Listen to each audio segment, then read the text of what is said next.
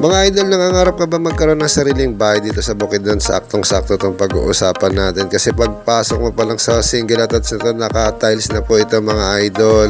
May sarili na po itong kitchen, toilet and bowl. May lanay na rin to para paglabas mo parking lot mo na mga idol. Tara mga idol, akyatin naman natin tong second floor natin.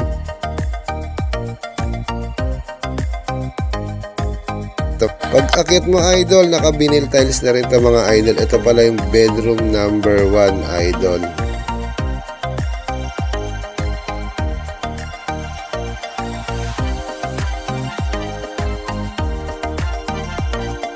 Ito naman idol yung toilet and bowl ng second floor mga idol. May sarili na rin itong laboratory tab mga idol kaya hindi ka naman problema maghilamos. Ito naman yung bedroom number 2 natin mga idol. Naka-glass window na rin siya mga idol kaya napakaganda talaga nito.